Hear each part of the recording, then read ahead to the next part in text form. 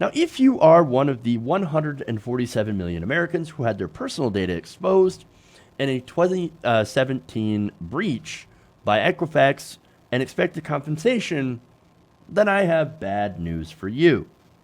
According to the FTC, few complainants will be receiving their promised $125 settlement from the credit monitoring company. And apparently, they think it's your fault. The Wall Street Journal, and so here's some headlines, right?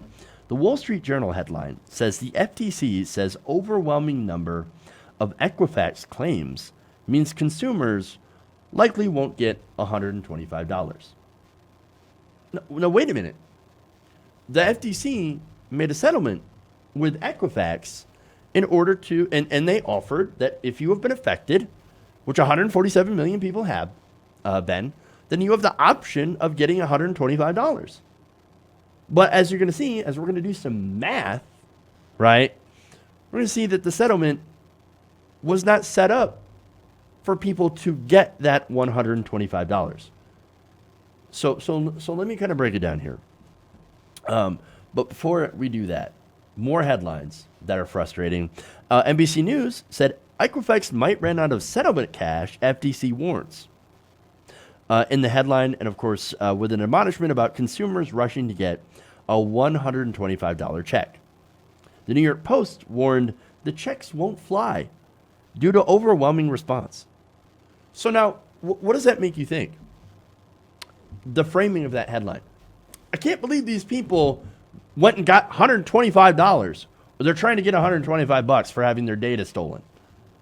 Yeah, it's called a settlement. It's called getting what you're owed from a lawsuit. That's our money. But apparently we're not going to get it, right? So let's get into why that is. Now, the settlement the FTC struck required Equifax to pay about $300 million to a fund that would provide effective consumers with credit monitoring services or cover payments of $125 per person. Now, I'm guessing, for one, $300 million isn't enough, and we'll do the math on that. But I think the expectation was, they'll just get free credit monitoring with Equifax. I don't know about you, but getting free credit monitoring from a company that had such terrible security that they allowed hackers to get our data that, by the way, we never gave them permission to even harvest that data. They just do it. They just collected it on us anyway because they're a credit monitoring company. And then, by the way, they also make us pay for the pleasure of accessing our own credit data or doing something like credit freezes, etc., which we should be able to do without them and for free. Well, I don't know about you, but I don't want to do business with that company. I want my money. Yes, I was one of the people who were affected. My data was breached. Now, I guess I was lucky enough to have really poor credit back in 2017. So I guess it was kind of worthless to hackers because they couldn't do anything with it. But that's still my information that they gained access to. So I want my money. But here's why we're not going to get that money. $31 million, just $31 million, or 10% of that $300 million, was only set aside to pay out checks. $31 million. That's it. So $300 million, not enough. But instead, $31 million. And by the way, you do have to ask, if you ask for a check, then one of the stipulations is that you already have to have free credit monitoring, right? Now, I have free credit monitoring. It's through Credit Karma. It's not like they're a sponsor or anything. No. This is because they're free and they're good enough. They're not 100% accurate, right? But they do a good enough job, and they apparently don't leak my information to hackers. But there are other ways of getting credit monitoring, and most of it is for free. You have consumer finance apps, banking companies, credit card providers. They all provide some form of monitoring, and most of it happens to be free. But Equifax says, well, we think they're just going to take our crappy credit monitoring and they'll be good enough. They won't take the $125. Oops, that's a joke. An absolute joke. And here, the problem here isn't just Equifax. It's the FTC, who was too spineless to ask for a real settlement. So now, do you know how much money that they would need to give everyone, 147 million people, $125? 147 million people times 125 is roughly $18.4 billion. $18.4 billion. I'm not a math magician, but that's a lot more than $300 million. It's a large sum of money, right? It's also much, much, much larger than the $31 million they set aside to give people $125 if they so choose. You know what that means? They never wanted you to get that money in the first place. Never.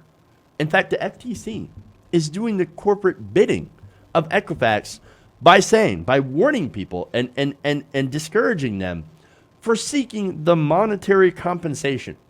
Instead, they say, why don't you just take the credit monitoring, you peasant, you pleb? Just take what little we're offering you for, losing, for allowing Equifax to give that data to hackers by having poor security. Just take what little crumbs we give you already and shut up about it. I mean, Jesus, man. They never wanted you to get that money. Ever. Ever. What a terrible settlement. And that was the point, by the way. Because when you have corporations that capture the government, as a lot of these credit monitoring companies and a lot of big corporations have through legal bribes known as campaign expenditures and donations, right? This is the result. This is what happens. We're the victims here. But to the FTC and to, as you can see, corporate media, it's the companies that's the victim of these greedy consumers wanting their money instead of the bogus product that they're offering. I mean, we can't opt out of being credit monitored, right? It's something that they just automatically do. That's our data, and that our data is being monetized and used, and when it's hacked, we don't get anything in return. That's ridiculous. It is gross. It is infuriating. And this settlement is obviously intended to defend corporate wrongdoing at any cost. That $300 million is a slap in the wrist for a company like Equifax.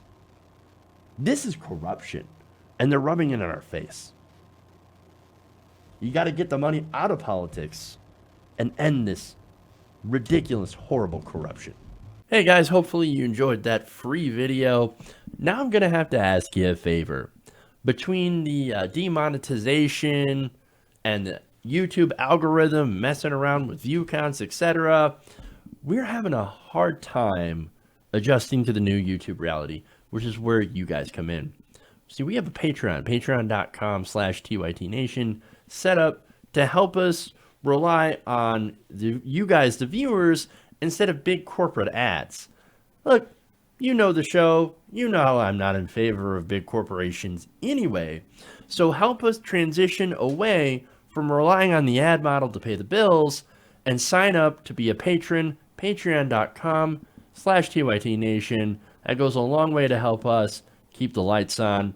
And you guys will know that you're supporting independent progressive media.